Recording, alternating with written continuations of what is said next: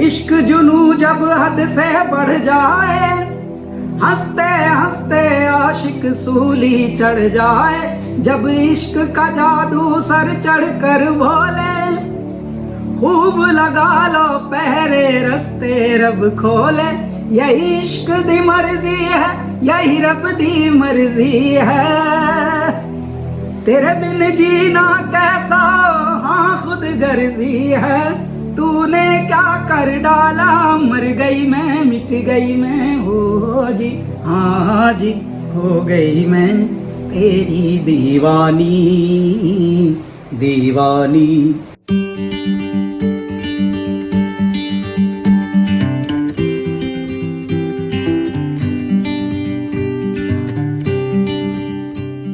कहते हैं कि जब कोई इंसान एक मंजिल पर पहुंच जाता है तो उसके चेहरे की मुस्कान जो है दुनिया देखती है, लेकिन उसके पाँव में पड़े छाले नहीं। आप पीजी में रहते थे, फिर आपने 1 BHK लिया और आज आप इस मुकाम पर हैं, तो इस जर्नी में मुस्कुराहटता हुआ चेहरा ये हम आज भी देख रहे हैं और हमने तब भी देखा था, लेकिन पाँव में पड़े हुए जो छाले हैं उन पर मरहम लगाने वाला उस वक्त पर कौन था, और क्या आज वो छाले कभी ताजा होते हैं, ये बताइएगा। देखिए, मैं एक बात बताता हूँ, आबादियों में दश्त का मंजर भी आएगा, गुजरोगे शहर से तो मेरा घर भी आएगा, दैरो हरम की खाक उड़ाते चले चलो, तुम जिसकी खोज में हो वो दर भी आएगा। तुम्हें अपनी खोज पे ध्यान देना है, तुम्हें अपनी मौज पे ध्यान देना है, तुम्हें सागर की तरह रहना है, गंभीर भी रहना और मौज में भी रहना है, लेकिन किसी से आशा नहीं करनी, क्योंकि जो मनुष्य से आशा की है, जिसने भी अपेक्षाएं की हैं, जी जी, जो भी डिजायर्स रखते हैं, वो दुखों के और सागर में गोता मार देते हैं। समझ लीजिए, उनको एक चक्रव्यूह में फंसने की बीमारी लग चुकी होती है। मैं इंसान से बहुत ही कम आशा रखता हूँ, चाहे वो रिश्ते हों, चाहे वो बगैर रिश्ते हों, चाहे वो यहाँ तक कि फरिश्ते हों। इंसान से कम कम अपेक्षा रखना, बस अपेक्षा रखना तो इतना रखना कि मेरे राहबर मुझको गुमराह कर दे, सुना है कि मंजिल करीब आ गई है। तो इंसान से ज्यादा जख्म और छाले है, ये सब बातें करना भी मत, बोलोगे तो फंसोगे उल्टे वहां पे। और बल्कि ये बातें तो आपसे सीखी, ये बातें तो आपसे सीखी। आपने कहा था कि मैं तो बावला हूँ, और आपने कहा ना अड़ियल वैरागी हूँ जिद्दी अनुरागी हूँ, आपकी एक लाइन है जो काफी हमेशा आपसे मैंने सुनी है। तो ये जो चीजें हैं, और यही चीज आपकी पसंद आती है लोगों को, जो आदमी कहे मैं पूरी तरह से संपूर्ण हूँ, मेरे जैसा कोई नहीं, दुनिया उसे नहीं देख, दुनिया चाहती है कि उनके जैसा कोई दिखे। और जैसे आपकी बात है, आप जैसे हैं वैसे ही दिखते हैं, वैसे ही बात करते हैं, इसलिए शायद आज पूरा भारत जो है आपसे कनेक्ट करता है। कि इन दिनों हमारे कोरोना वॉरियर्स जो हैं, जिनको हमारे साहब, हमारे प्रधानमंत्री जी ने असली हीरो बोला है, real heroes of our nation, मैं भारत के वीर कहता हूं उनको। मैं उनके नाम ये गाना सजेस्ट करता हूँ, गाना और समर्पित करता हूँ। इश्क जुनू जब हद से बढ़ जाए, हंसते हंसते आशिक सूली चढ़ जाए, जब इश्क का जादू सर चढ़ कर बोले, खूब लगा लो पहरे रस्ते रब खोले। यही इश्क दी मर्जी है, यही रब दी मर्जी है, तेरे बिन जीना कैसा हाँ खुद गर्जी है। तूने क्या कर डाला, मर गई मैं मिट गई मैं, हो जी हाँ जी हो गई मैं तेरी दीवानी दीवानी। भारतवासी, भारत की जनता इन कोरोना वॉरियर्स की दीवानी हो गई है। क्यों? क्योंकि इन्होंने एक सच्चा धरती पुत्र होने का नाता निभाया है साहब। चाहे हमारे सुरक्षा कर्मी हो, चाहे हमारे चिकित्सा कर्मी हो, चाहे हमारे रोजमर्रा के काम करने वाले कर्मी हो, चाहे हमारे मीडिया कर्मी हो, यहाँ तक कि पहली बार आपने ध्यान दिया होगा कि ये विपत्ति तो आई, लेकिन इस विपत्ति में कितनी उपलब्धि हुई है और कितनी उत्पत्ति हुई है, ये मैं बताऊं कि हमारा पुलिस डिपार्टमेंट कभी भंडारे बनाता हुआ नहीं देखा होगा आपने। जी। हमने दिल्ली पुलिस की और कई और जगह स्टेट की पुलिस की जो लेडीज पुलिस विंग है, वो भंडारे बना रहे हैं, रोटियां बना रही हैं, देखिए वो कितनों को गरीबों को खिला रही है। मेरा भारत। तो ऐसे मेरे भारत के, सच्चे भारत के वीरों को मैं प्रणाम करता हूं और ये गाना उन्हीं को समर्पित करते हैं। क्या बात है। आपसे एक चीज और कहना चाहूंगा, जैसे हमेशा आपसे बात रही है कि बहुत ही यंग एज में, जब आप तकरीबन 14 साल के थे, आपने बताया था कि आपने अपनी जर्नी की शुरुआत की थी, और कहते हैं कि जब आप पाठशाला में होते हैं तो गुरु के समक्ष जितने भी विद्यार्थी होते हैं उन सभी को कुछ ना कुछ ज्ञान मिलता है अगर उनके सामने प्रत्यक्ष गुरु रूपी है। लेकिन आपने तो एकलव्य वाला काम किया है कि सुनकर ऐसी तालीम हासिल की है जिसके लिए भारत ने आपको पद्मश्री से नवाजा है। और अब जितने भी आपने क्लासिकल सिंगर्स को सुना, पंडित गोकुल देव जी महाराज, पंडित भीमसेन जोशी जी, और आपकी अभी एक एकेडमी भी, जैसे हमें मालूम पड़ा कि कला के नाम से KALA के नाम से आने वाली है, तो जरा उसके बारे में बताइए कि क्या ये जो है एकेडमी, ये किस तरह से जुड़ेगी, क्योंकि आज के टाइम में जो एजुकेशनल सिस्टम है वो थोड़ा सा थम गया है। अगर हम बात करें, सारे स्कूलों की पढ़ाई स्थगित कर दी गई है, कुछ एग्जाम्स रोक दिए गए हैं, लेकिन जो डिजिटल प्लेटफॉर्म है जिस माध्यम से आज आप और मैं बात कर रहे हैं, तो क्या जो आपके एकेडमिक है वो भी कोई ऐसा मीडियम लेकर आ रही है जिसके जरिए लोग घर पे बैठकर अपनी तालीम को पूरा कर सकते हैं, अपनी शिक्षा पा सकते हैं, सिंगिंग में रुझान जो रखते हैं? Kailash Kher academy of learning arts हम ये लेकर आ रहे हैं। अब ये क्यों लेकर आ रहे हैं? देखिए, पृथ्वी पर संगीत सिखाने के बहुत सारे साधन ऑलरेडी हैं, बहुत गुरु हैं, बहुत सारे शिक्षण संस्थान हैं। भारत में कला सिखाने के बहुत सारे संस्थान हैं, बहुत सारे मतलब ये गुरुज हैं, बहुत सारे इंस्टीट्यूशंस हैं। फिर हमारी क्या जरूरत है? हमारी जरूरत यह है कि हम मन की जो उदासी है, हम उसको भगाने का आंदोलन छेड़ रहे हैं। हम तमीज सिखाने का ये केंद्र खोल रहे हैं साहब। Kailash Kher academy of learning arts जो है तहजीब सिखाने का। देखिए, अब क्या हुआ है, चांद सूरज पृथ्वी ना बदला, ना हवा ना पानी, बदल गए विद्वान देश के, यूं आ गई है हानि। भगवान ने थोड़ी किसी को अमीर गरीब बना के भेजा है, नहीं तो अगर भगवान के यहाँ अगर सिस्टम ठीक ना होता तो अमीरों के यहाँ जो पैदा हुए हैं तो बहुत बड़े नामों के अगली पीढ़ी क्यों नहीं है नामचीन। बिल्कुल, कहते हैं ना कला होनी चाहिए उनमें। जी, अब मोहम्मद रफी साहब हमारे यहाँ बड़े नाम हुए हैं, उनके बाद की पीढ़ी का किसी को पता भी नहीं। जी, और भी इतने बड़े बड़े नाम हुए हैं उसके बाद पता भी नहीं। अगर यही होता कि नामचीन के यहाँ चलो एक सांचे में डाई में पैदा हो जाएंगे ना, आपको अपनी जर्नी, आपको अपने कर्तव्य, आपको अपना धर्म, आपको अपने ड्यूटीज स्वयं को निभानी है। और वो अवेयरनेस का ही ये केंद्र है Kailash Kher academy of learning arts कला, जो कि ऑनलाइन भी होगी। ऑनलाइन की स्पेशलिटी भी ये है कि किसी को अगर तेरी दीवानी भर सीखना है सिर्फ, जी, वो मैं सिखाऊंगा, मतलब अफोर्डेबल सिखाऊंगा मैं। जी, वही मैं कह रहा हूँ। हमें खाने का भी टाइम नहीं होता। मैं अगली बार मैं उसी को सवाल पर रहा था, आपने वो सवाल अपने आप से लिया कि जो इंसान इतना व्यस्त रहता है, कॉन्सर्टों में बिजी रहता है, फिल्मों में बिजी रहता है, फिर अभी जो अलग अलग तरह के कार्यक्रम चलते हैं, उसके बावजूद जैसे आपने कहा कि आप इंडिविजुअल किसी को सिखाएंगे वो चीज, तो वो कितना मुश्किल रहता होगा अपना टाइम निकालना इतने बिजी स्केड्यूल में से।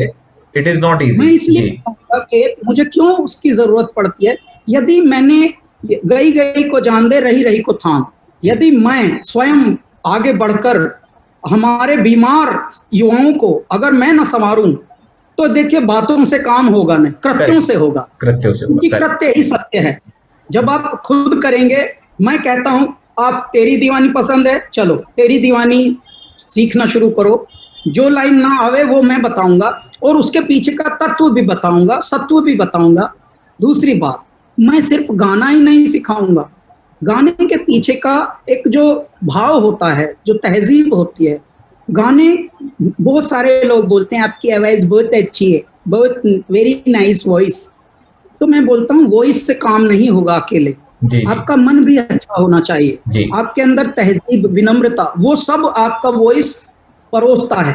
देखिए, वॉइस तो एक टेक्सचर है, एक चैनल है, वो तो एक पाइप है। उस पाइप से वो ऊर्जा है जिसका नाम है वॉइस। वॉइस तो कभी कभी शांत भी हो सकती है, कितनी बार गले बैठ जाते हैं, कितनी बार आप जुकाम से और इन सब से पीड़ित होकर, तो वॉइस तो शांत रहता है। लेकिन आपका गायक तो नहीं तब शांत हुआ, गायक मन फिर भी गा रहा है। तो ऐसे में मन को, तहजीब को, चित्त को, इन सब को एक संतुलन में रखना। मन, बुद्धि और आत्मा जब तक ना हो पास, जब लेने का पात्र पास नहीं तो काहे में लेंगे आप। तो एक साथ अलाइन करके रखना होता है। सिर्फ वॉइस अच्छा तो लाखों का पास है, लेकिन मन भी अच्छा होना पड़ेगा। और मन को मैं जिम्मेदार मन मानना चाहता हूँ। जब आप ऐसे भारत में रहते हो जिस भारत को हमारे बड़ों ने रक्त से सींचा है, पानी से नहीं, तो हमारा कर्तव्य है कि यदि मैं खा लूं तो अब मैं किसी और को खिलाऊं, यदि मैं पढ़ जाऊं तो अब किसी और को पढ़ाऊं। अब मैं ज्यादा अंग्रेजी ना झाड़ूं। अंग्रेजी झाड़ झाड़ के क्या होता है, जितने अंग्रेजी झाड़ रहे हैं धरती पर वो बच रहे हैं अपनी जिम्मेदारियों से। क्यों? क्योंकि उनको एक पता लग गया कि शैलो बात करो और कंफ्यूज करो दुनिया को, तो और अपने आप को इंटेलिजेंट लॉट में गिनवाओ। एक्चुअली में भारत कर दीजिए, you will be counted as a biggest intellect. बल्कि मैं कहूँगा हमारे भारत में आप कह सकते हैं कि हिंदी के लिए आपकी इतनी अच्छी हिंदी है, हमें उस पर गर्व है। और ऐसे जितने भी काफी लोग हैं जिनकी हिंदी उतने ही खुले रूप से है जितनी हिंदी आपकी अच्छी है, तो ये पूरे भारतवासियों के लिए एक गौरवान्वित बात है। केवल एक इंडिया की ऐसा कंट्री है जिसके अंदर अगर आप अंग्रेजी बहुत अच्छे भाषा में बात करते हो तो आपको एक पढ़ा लिखा माना जाता है, चाहे आपके पास किसी चीज की डिग्री ना हो। लेकिन अगर आपकी तालीम हिंदी की बहुत अच्छी और बहुत दुरुस्त है और आपने शायद उसमें एक अच्छी डिग्री भी हासिल की हुई है, तो शायद आपको वो दर्जा नहीं दिया जाता इंडिया में, खासतौर पर जो अंग्रेजी में जो बात करते हैं उनको दिया जाता है। वो तो एक अलग डिबेट हो जाती है। लेकिन मैं आपसे इतना कहना चाहूंगा, आपको जी जी जी, और बताऊंगा कि यहाँ पर कि हमारे जो कला अकेडमी का जो तरीका रहेगा उसकी एक विशेषता और है साहब जी, कि हमारे यहाँ जो भी वहाँ के स्टूडेंट होंगे, यदि उनके अंदर थोड़ा भी लगन, थोड़ा भी सच्चाई होगी जिंदगी को, क्योंकि देखिए एक होता है स्टार बनने की होड़ और एक होता है साधक और कलाकार बनने की होड़। तो जो साधक वाले हैं, जो इंडिपेंडेंट म्यूजिक को ज्यादा प्रमोट करने वाला लॉट है, हम उसको बहुत ज्यादा सपोर्ट कर रहे हैं। इस तरह की जनरेशन्स आए, ओरिजिनल म्यूजिक करें, अपने दम पे करें, स्वच्छंदता हो। जैसे पेड़ों का स्वभाव होता है कि किसी को बिना जात देखे, बिना रेस देखे, बिना उनका वर्ण देखे छाया भी देंगे और फल भी देंगे और दातून भी देंगे। तो इस प्रकार से जैसे नदी किसी को भी, मतलब आप गंदगी भी साफ कर लीजिए और दिए भी बहा दीजिए पूजा के, तो नदी कैसे सभी को दे रही है। तो इस प्रकार से कलाकार ऐसे ही होते हैं। कलाकार का मतलब होता है कल को जो आकार दे, यानी जो स्वरूप दे सृष्टि को, कि ऐसे जीने के जो ढंग। अब अगर खुदा ही कलंकार हो जाए तो क्या कलाकार होना। जी जी बिल्कुल सहमत हूं। देखिए कलाकार की बात करें ना, कला अकेडमी की बात करें और आपसे बात कर रहे हैं हम नई उड़ान की। और अभी आपने अपना आत्मनिर्भर सॉन्ग भी रिलीज किया है, अगर आप उसे कुछ पंक्ति गुनगुनाएं। हमसे बेहतर हम बोलो वंदे मातरम, आत्मनिर्भर हम बोलो वंदे मातरम। क्या बात है, बहुत ही कह सकते हैं कि आत्मनिर्भर भारत को तो आज बहुत जरूरत है। मतलब जिस तरह के भी ये सब चीजें हैं, और मेरे ख्याल से जो आपकी आवाज है ना वो एक जज्बा भर देती है हम सभी लोगों के अंदर। तो एक बात और जानना चाहूंगा आपसे कि आप जो है अपने बर्थडे के मौके पर जो मोमबत्ती होती है उसे बुझाने में नहीं, दिए को जलाने में विश्वास रखते हैं। इसके बारे में मैं ये बताना चाहता हूँ, मैं दिल्ली का हूँ, बोर्न एंड ब्रॉट अप, सब कुछ दिल्ली में हुआ। मेरा थोड़े दिन ऋषिकेश में मैंने गंगा घाट पे बिताए हैं किसी आश्रम में। तो मैंने बाल्यावस्था से ऐसे जन्मदिन मनाते हुए देखे गए हैं हमारे द्वारा कि जब मान लीजिए मोहल्ले में थोड़े बहुत लड्डू, जो सशक्त परिवार होते थे समर्थ, तो लड्डू बांट देते थे कि किस लिए बांट रहे हैं जी, हाँ जी उनके पोते का जन्मदिन है जी फलां के। तो ये वाली मैक्सिमम बातें देखी थी। और ज्यादा से ज्यादा वो लोग मंदिर में या कहीं जाकर देवालयों में थोड़ा दान पुण्य कर लेते थे। अब जब यहाँ आए तो यहाँ की दुनिया अलग थी। तो मुंबई में आते ही ऐसा लगा जैसे विदेश में आए हैं। तो यहाँ हिंदी में भी, हिंदी के काम करने वाले भी इंग्लिश में बात करते हैं। बिल्कुल। अच्छा, हिंदी को भी यहाँ इंग्लिश में लिखा जाता है जी, रोमन में बड़ा कौतूहल से परिपूरित माहौल यहाँ पे था। तो मैं हैरान होकर देख रहा था दुनिया को। शुरू के दिन हमारे कष्टदायी थे यहाँ पे, लेकिन 2-4 साल के बाद जब हमारी जिंदगी चली तो वो टैक्सिंग नहीं की, उसने सीधा टेक ऑफ किया। संसार टैक्सिंग में लगा रहता है, कई उनके 10-10 वर्ष लग जाते हैं जी। लेकिन मेरी टैक्सिंग परमात्मा ने पहले ही कर ली थी। मेरी रगड़ जो थी वो दिल्ली, ऋषिकेश, उन इलाकों में पहले ही करा ली थी। जब मैं यहाँ आया तो इतनी टैक्सिंग हो चुकी थी जिंदगी की कि अब मुझे सिर्फ यहाँ शायद टेक ऑफ ही कराना होगा मेरे ईश्वर को। तो जैसे ही मेरी से टेक ऑफ हुआ, उसकी एक और विशेषता ये हुई कि उस मोमेंट में हमको ये तो पता नहीं था हमारा जन्मदिन कब आता है, और जैसे ही हम 2-4 साल की सफलता में ही एक रियलिटी शो में जज बने हुए थे, इंडियन आइडल नाम की, तो हमने देखा कि हमारा जन्मदिन आया हुआ है और हमें नहीं पता लेकिन बाकियों को पता है। तो उन्होंने गुब्बारे रंगीले लगाए हुए हैं और बड़े मजे से कैंडल वैंडल लगी हैं। अच्छा, कैंडल लगी हैं केमिकल वाली। अच्छा। तो जैसे ही फिर वो बोल रहे हैं, उनके पास ही जाने से ऐसा लग रहा है जैसे दिवाली का कोई बारूद बैठा है। मतलब ये वो वाली कैंडल्स थी कि जो मतलब बुझाते हैं तो बुझेगा वापस जल जाती हैं। उनमें हीट कोई तत्व होता है। अच्छा। तो हमसे फिर वो पहले बोला गया कैंडल जलाओ, फिर बुझाओ, फिर अब केक काटो। तो ये सब जो था पहली बार हो रहा था हमारे साथ। शुरू में तो हमको ठीक ठीक लगा, चलो जैसा हो रहा है करके दिखाते हैं, ऐसा लगेगा that I belong to this. क्योंकि यहाँ पर ये भी एक समस्या है कि आपको ऐसे उसमें डाल देते हैं अनकंफर्टेबल जोन में। जी जी।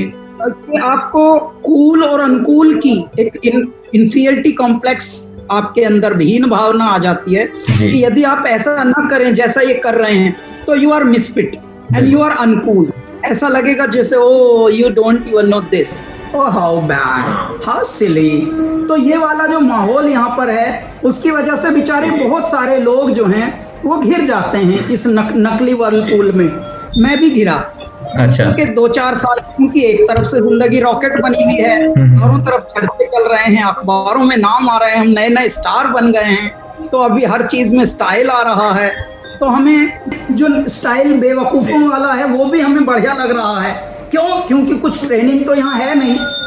यहाँ पर देखिए, प्रसिद्ध होने की भी कोई ट्रेनिंग नहीं है कि प्रसिद्ध होने के बाद आपके मैनरिज्म ऐसे होने चाहिए, तमीज़ आपकी और अच्छी होनी चाहिए, विनम्रता आपकी और बढ़ जानी चाहिए। ऐसा कोई यहाँ ट्रेनिंग इंस्टीट्यूट है ही नहीं। आप जितने पैसे वाले होते जाएंगे उतना ही आपको थोड़ा सा एक्सपोजर मिलता जाएगा। इतना भर होता है, लेकिन उसमें क्या होता है कि शैलो लेवल पर तरक्की हम बहुत कर लेते हैं।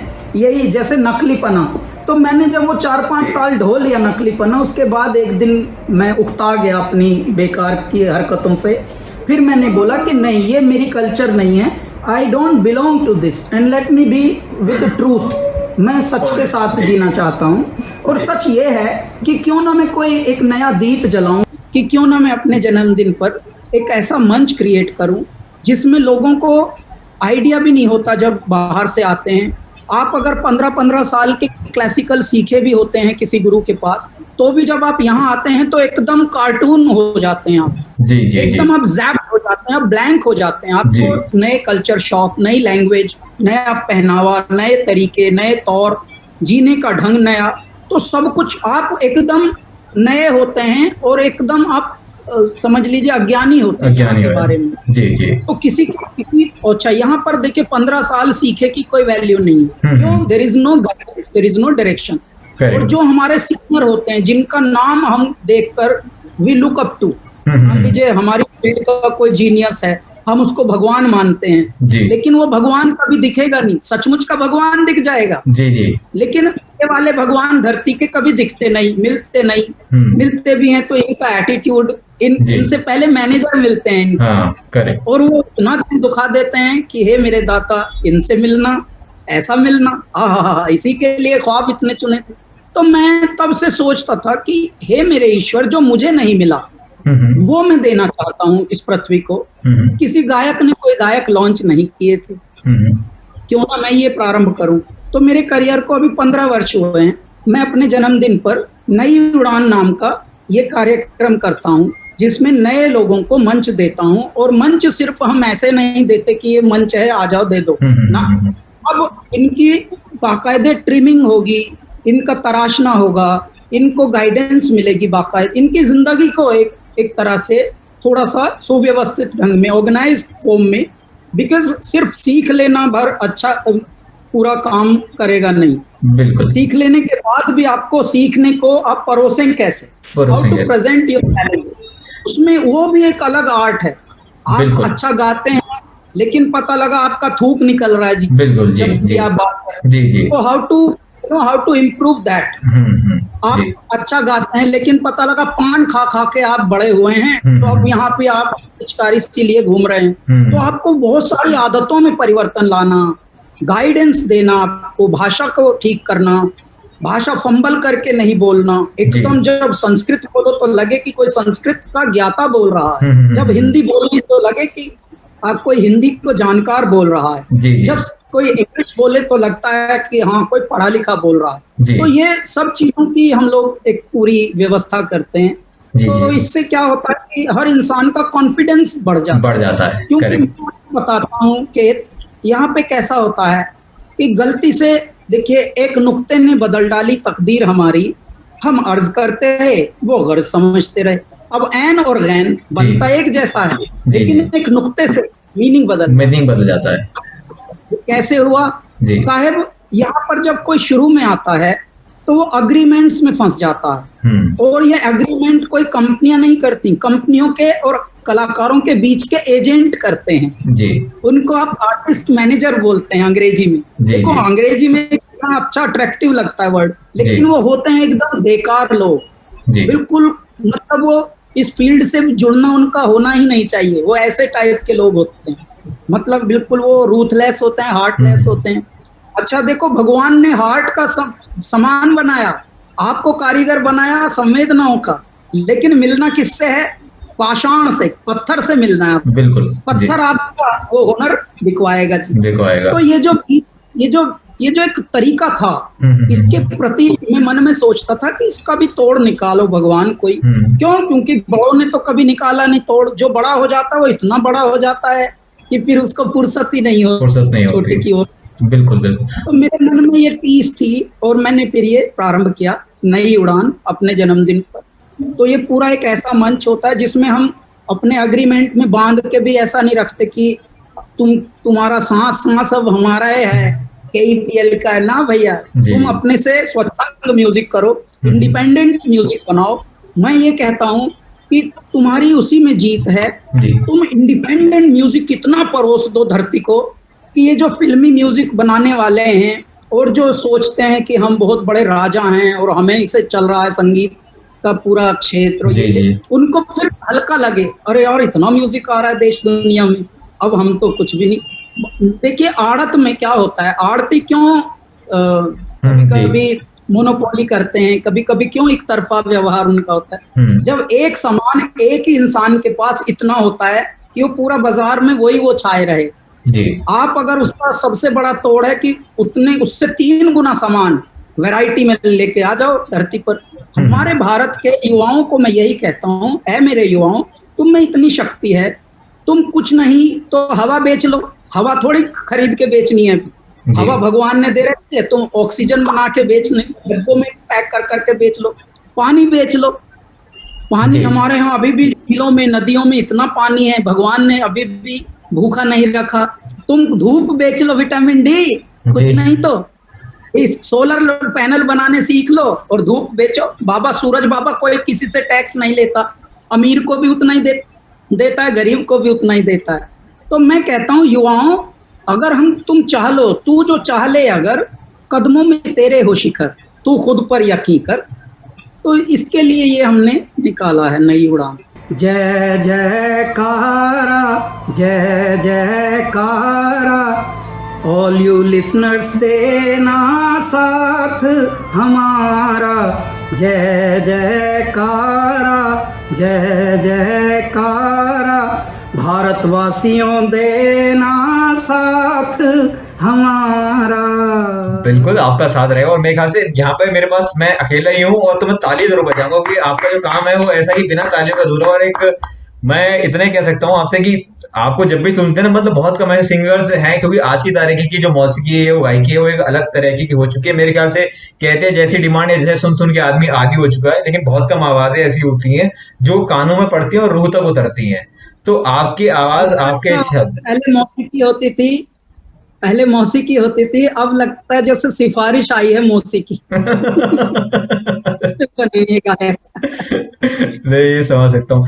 आपसे इस बारे में एक बात और करना चाहूँ, मुस्कुराते हुए चेहरों के पीछे आज की तारीख में मालूम नहीं पड़ता कौन सा दर्द छुपा हुआ है। आज जैसे हालात बने हुए, पैंडेमिक बने हुए हैं, जिनका मनोबल सशक्त है, जिनके अंदर संयम है, धैर्य है, धीरज है, वो लोग तो मतलब जुड़े हुए हैं। लेकिन आज के टाइम में जैसे आपने शुरुआती तौर में कहा कि परिस्थिति आपने बताया बहुत जमीन से शुरू करी, पीढ़ी से, तो आप उन हालातों को जानते हैं जो आज की तारीख में एक आम तबका झेल रहा है। उसमें कई लोग अपना मनोबल तोड़ देते हैं और फिर ऐसा कोई कदम उठा लेते हैं जिन जो उन्हें जिंदगी में नहीं उठाना चाहिए, जिनसे उनके परिवार वाले भी काफी निराश होते हैं और उन्हें वापस चाह के भी नहीं पा सकते हैं। शायद आपकी जिंदगी में भी आपने हमें बताया था कि ऐसा पल आया था। तो मैं चाहूंगा कि ये वो सही वक्त है, उस वक्त पे जब आप डिप्रेशन के शिकार हुए तो वो कौन सी चीज थी कि आपने अपने आप को वापस जाना और आज हम आपको इस मुकाम पर पा रहे हैं? देखिए, मैं एक बार एक ऐसी विपत्ति से जूझ रहा था जब हर किसी के जिंदगी में एक विफलताओं के बाद एक ऐसा समय आता है जब उसको थोड़ा आत्मविश्वास टूटने लगता है और उसको लगता है कि मेरा शायद जीना ठीक नहीं है इस जिंदगी में, इस दुनिया में। तो शायद मैं बहुत अति संवेदनशील रहा हूँगा, या तो वो रहा। और अति संवेदनशील मनुष्य के बाद क्या होता है कि चीजों को आप ज्यादा गहराई से लेते हैं, डीपली सोचते हैं, डीपली चीजों से अफेक्ट होते हैं। ऐसे में एक बार क्या हुआ है कि जब मेरा एक बिजनेस कोलैप्स हो गया, मैं यंग था, मेरी कुछ उस वक्त की महत्वाकांक्षाएं होंगी। एक मैंने घर खरीदना था, मुझे माता पिता को शिफ्ट करना था, क्योंकि जैसा भारत में सामान्यतया होता है कि एक किराए में अगर आप रहते हैं तो माता पिता को उतना नहीं लगता, लेकिन जो कोई बच्चा होता है उनका कि उसको बहुत ज्यादा तरक्की करनी है और ठीक से हालात बदलने घर के, तो वो सब चीजें थी और उसमें भी विफलताएं आए तो तब वो आदमी टूट जाता है। मेरे साथ क्या था कि मैं क्योंकि पैरेलली म्यूजिक को बहुत हाईलाइट रखता था अपने, और उसकी वजह से उपहास बहुत होता था। तो मुझे ये लगता था कि देखो ये दुनिया कैसी है, या तो मतलब विफल होने के बाद भी लोग हंसी उड़ा रहे हैं, मजे ले रहे हैं, तो पता नहीं ये क्या चाहते हैं ये दुनिया में इस तरह से। तो कभी कभी आप हिम्मत हारते हैं। लेकिन मैं आपको ये बताता हूँ, जब भी आपके ऊपर अंधेरों की गर्जना हो तो समझ लीजिए रोशनी आपका इंतजार कर रही है, तभी आपकी मुसीबतें बढ़ रही हैं। लेकिन उस वक्त आपको पता नहीं होता। जब मैंने गंगा जी में डूब गया था और मैं, भगवान ने वहां से मुझे तो निकाल लिया, मेरे एक सीनियर ने निकाला था मुझे, और उसके बाद मेरे अंदर फिर और आत्मग्लानि बढ़ी कि मैं मर भी ना पाया, मैं यहाँ भी फेल हो गया। मैं हर जगह फेल ही होता हूँ यार, मैं मरने में भी फेल हो गया। तो ये मेरे अंदर फेलियर की उन दिनों बीमारी चल रही थी। लेकिन देखिए, मुझे हमारे एक बहुत ही फेवरेट एक स्वामी जी थे जिस आश्रम में मैं रहता था, उन्होंने मुझसे एक दिन पूछा, बेटे तुम करना क्या चाहते हो? तो मैंने बोला, स्वामी जी मैं मरना चाहता हूँ। तो उन्होंने मुझे मरने की तरकीब बताई और वो सूत्र मेरे आज तक काम आ रहा है। अब देखो, मैं अपने लिए मर गया। उन्होंने बोला, बेटे अपने लिए मर जा, परिवार के लिए लेकिन तुझे जीना होगा। तो अब अपने लिए मरना क्या होता है? जैसे मैं समय से अब खाना भी नहीं खा पाता हूँ, सो भी नहीं पाता हूँ समय से, वो मेरा अपना है। लेकिन 50 परिवार मुझसे अब पल रहे हैं, मैं उनके लिए जीता हूँ। तो मैं जी मति मारो मोह मत लाना, बिना प्रेम मत आइयो जी मति मारो मोह मत लाना, बिना प्रेम मत आइयो जी। सारे अटैचमेंट, मैं यहाँ रहता हूँ, फिल्मी दुनिया में रहता हूँ, अटैचमेंट कोई नहीं। कभी हमारे टीवी नहीं, मैं 3 मंजिल घर में रहता हूँ यहाँ बंगले में जुहू पे, एक भी टीवी हमारे यहाँ नहीं है। और ये जिस लैपटॉप से आपसे बात हो रही है, ये भी हमारे रिश्तेदार जी हैं, हमारे बहनोई, ये उनका है। अभी अपना भी नहीं। तो मतलब आप तो मतलब जी फिल्मों में रहता हूँ, फिल्में नहीं देखता। अच्छा, ये कोई बुराई नहीं है कि मैं उनकी बुराई करता हूँ ना, वो भगवान है मेरे लिए।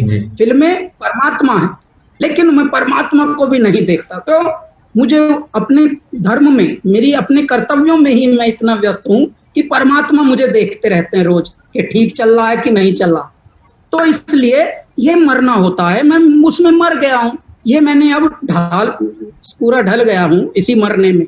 अब मैं बहुत सब चीजें देखिए, मैं मीठा नहीं खाता, मैं ठंडा नहीं खाता, मैं खट्टा नहीं खाता, मैं कहीं पार्टी में नहीं जाता, मैं किसी के घर नहीं जाता।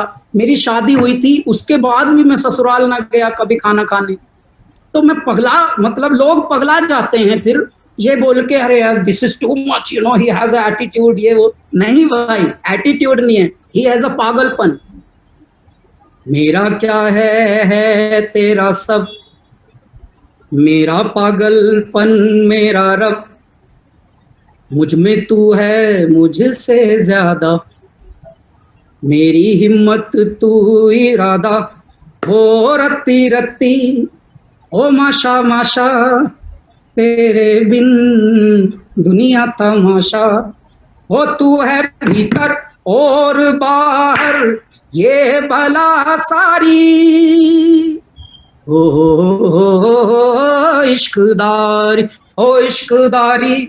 अब अपने से ही इश्क हो रखा है, अपने कामों से इश्क हो रखा है, अपने कर्तव्यों से इश्क हो रखा है, अपने फर्ज से इश्क हो रखा है। यदि आप इश्क में डूबे रहेंगे तो आपको होश नहीं होगा।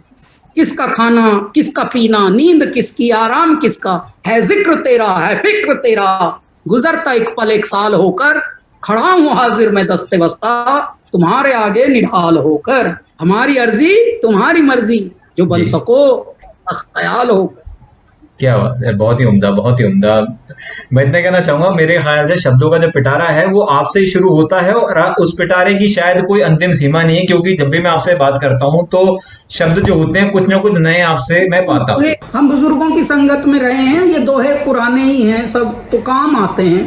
बात को अगर रोचक तरीके से करें तो और अच्छा लगता है। यही है बस। बिल्कुल, आप देखिए, कहने का एक तरीका होता है, कोई सादगी से बोल जाता है, कोई सादगी में रस घोल जाता है, और कोई इस तरीके से सादगी। जी, तो जो आपका कहने का, जो बात करने का तरीका है, जो आपने इन चीजों का है, उनसे जो है लोग कनेक्ट करते हैं, और आज शायद इसी वजह से आप इस मुकाम पर हैं कि लोग आपको इतना स्नेह और प्यार करते हैं। अब आप जब म्यूजिक की इंडस्ट्री में आए थे तब में और अब में क्या फर्क है, मतलब ये एक जानना जरूरी है आपसे, क्योंकि आप एक लंबे अरसे से रहे हैं, आपकी तालीम बचपन से हुई है, और आज आप इस मुकाम पर हैं। कई जो लोग हैं वो आपको अपना आइडियल मानते हैं, तो ये जानना चाहें क्या फर्क पाते हैं आप तब में और आज की म्यूजिक इंडस्ट्री में? नहीं, देखिए, तब में एक सुकूनी थी और अब बेसुकूनी बढ़ी है, बस यही एक फर्क आया है। तरक्की हुई है, गाड़ियां, स्ट्रगलर के पास भी अब गाड़ियां हैं। देखो, अब परिभाषाएं बदली, अब गुर्बत की परिभाषा बदल गई, गरीबी की परिभाषा बदल गई, अब संघर्ष की परिभाषा बदल गई। अब जो संघर्षरत होते हैं उनके भी पास BMW भेज देते हैं उनके माता पिता। पर ये कहना चाहिए, ये भी तो कह सकते हैं कि वो हर परिवार वो सशक्त नहीं। जैसे आप जिस परिवार से आए, आपने इतनी परेशानियों को झेला और आज इस मुकाम पर पहुंचे। आपने सही कहा, जो बहुत पैसे वाले लोग हैं वो शायद BMW या और भी किसी बड़ी गाड़ी में आएंगे, लेकिन आज भी ऐसे एक ऐसा तबका है जो, हाँ बिल्कुल ज्यादातर, लेकिन आज भी कोई ऐसा तबका है जो आपको ही अपना आइडल मानता है, जो गरीबी में रहकर भी कहता है कि मैं जो देखता हूँ वो मैं कैलाश जी को ही अपना एक आइडल मानता हूँ, और वो आप ही को अपने दिमाग में सोच विचार में रखते हैं। मतलब उनके लिए आप ही हैं, उनके लिए। जी जी, मैं एक बात बताता हूँ, उनके लिए कुछ भी बदला नहीं। देखिए, जो दाना मिट्टी में गलता है ना खेत, एक दिन वही फलता है। जो दाना मिट्टी में गलता है एक दिन वही फलता है। ये जो धातु है इसका नाम है चांदी, सिल्वर। आज ये चमक रही है, लेकिन चमक से पहले ये 1000 डिग्री में जली है, तो पहले जलना पड़ेगा, उसके बाद चमक आएगी। ये सूत्र जानते हैं, चाहे वो अमीर के यहाँ जन्मे चाहे गरीब के यहाँ जन्मे, भैया मेहनत तो सबको अपने हिस्से की करनी होगी, प्रोसेस से तो सबको गुजरना स्वयं को पड़ेगा, स्रोत तो आप सबको होना पड़ेगा। आप सब स्वयं पाइप हैं, आप सब कुछ उपलब्धि नहीं, आप सिर्फ साधन हैं, साध्य हैं, आप साधक हैं। जो उत्पन्न होगा वो परमात्मा का होगा। तो यदि आप उस रूप में बने रहेंगे तो काम हो जाएगा, वरना देखिए, गुर्बत की परिभाषा बदल गई, संघर्ष की परिभाषा बदल गई, और बहुत सारा जीने का ढंग बदल गया। इंसान को अब बिना मेहनत किए धीरे धीरे बाकी जो है रही सही कसर जो है एप्स कर रही हैं। ये एप्स डाउनलोड कर लो। अब तो एप्स ऐसी ऐसी बन गई हैं कि आप खुद मत उठिए बिस्तर से, आप आलसी बने रहिए और बस बोल दीजिए ऐप को कि जरा ये बटन बंद कर दो, लाइट बंद कर दो, हाँ एसी थोड़ा तेज कर दो, ऐसी मशीनें आ गई हैं। तो ये बदल गया। तो ये जो बदलना है, इससे व्याधियां आएंगी, शरीर बेकार हो जाएंगे, इंसान बेकार हो जाएंगे, हो भी रहे हैं काफी। और इससे क्या परिवार टूटते हैं फिर। बिल्कुल। जिन परिवारों में मेहनत नहीं होती वो परिवार नहीं होते। बिल्कुल बिल्कुल सही बात कहते हैं। मैं तो कहता हूँ कि अब शायद सास बहू का काम शायद ऐप्स करने लग जाए कि एक दूसरे से ही बात कर लेते हैं। जी जी, कर रही है, मशीनें आ गई हैं, बर्तन धोने तक की आ गई, कपड़े धोने की आ गई, चक्की पीसने की खुदाई मशीन, बटन आ गए। पहले माँ करती थी ये सब काम, और माँ मतलब पूरे परिवार का मैनेजमेंट रखती थी, किचन का मैनेजमेंट रखती थी, औषधि का मैनेजमेंट रखती थी। लेकिन अब सब मशीन चल रही है। आप अपनी गायकी का मैनेजमेंट हमारे साथ हमेशा रखिएगा, हमारे लिए वो सबसे ज्यादा महत्वपूर्ण है। बाकी कोई मैनेजमेंट चेंज हो जाएगा तो वो शायद देश हम संभाल लेंगे, लेकिन आपका जो कहते हैं ना कि ऊर्जा की जो सोर्स है, अगर वो बरकरार रहे तो बड़ी से बड़ी कठिनाई जो है वो टल जाती है। तो आपने पहले स्वच्छ भारत अभियान में हमें दे दिया एक मदद, फिर आपने आत्मनिर्भर भारत दे दिया, फिर आपने नारी शक्ति दे दिया, भारत के वीर नारी शक्ति, फिर वोट दो, वोट दो, वोट जी जी, बेटी बचाओ बेटी पढ़ाओ, वोट दो एंथम के बाद साहब पूरे भारत में जो वोट का प्रतिशत था वो 70 से 80 तक गया है, जहां 50% नहीं जाता था। तो हमारा परमात्मा ने ये किया, और अब आत्मनिर्भर भारत चल रहा है इन दिनों, और हमने हमारे सैनिकों के लिए भारत के वीर बनाया एंथम। इतनी ज्यादा हमें विदेशों से भी लोगों के मैसेजेस आ रहे हैं। तो ये भी अपने आप में एक अच्छी बात है कि जब भी कोई समसामयिक विषय होते हैं तो नीति आयोग के साथ, पीएमओ के साथ और पूरे भारत की इस तरह की जो स्कीम्स होती हैं, योजनाएं होती हैं, उनके साथ हम जुड़ जाते हैं। और जैसे अभी 4 महीने से लॉकडाउन चल रहा है, तो अलग अलग जिलों के, अलग अलग प्रशासन के हम वीडियोस बना रहे हैं, और उनके जो कृत्य हैं, उनके जो कुछ बहुत ही अच्छे काम हैं, उनके बारे में बता रहे हैं। लोगों से अपील कर रहे हैं कि प्लीज आप दिशा निर्देशों का पालन करें और हेल्थ गाइड्स को पढ़ते रहें। और ये जो एप्स हैं हेल्थ की, इनको भी आप डाउनलोड करके अपडेट्स लेते रहें, ऑथेंटिक चीज़ों पर ध्यान दें और रूमर्स पे ध्यान न दें, क्योंकि भारत बड़ा देश है और सब जगह पुलिस नहीं जा पाती, सब जगह मेडिकल स्टाफ नहीं जा पाते, सब जगह जाते भी हैं तो कई बार अनएजुकेशन की वजह से उन्हीं पर अटैक होते हैं। तो इसके लिए जो भी पब्लिक फिगर है उनका कर्तव्य होता है कि वो बढ़ चढ़कर लोगों को अवेयर करें, अवेयरनेस फैलाएं। तो वही जागरूकता फैलाना हमारा बहुत बड़ा कार्य इन दिनों चल रहा है। और मैं अब चलते चलते सभी को, देशवासियों को समर्पित करता हूँ ये गाना। अगर बम बम बम बम बम बम बम बम बम बम लहरी, अगर बम बम बम बम बम बम बम बम बम लहरी। क्या बात है, बहुत ही उम्दा, बहुत ही उम्दा। And thank you so much Kailash ji, आपने इतनी सारी चीजें आज हमारे साथ साझा की। और मैं उम्मीद करता हूँ नई उड़ान नए कलाकारों के लिए एक बेहतरीन मंच साबित होगा। And thank you so much for connecting with me today. Thank you Kailash ji, thank you.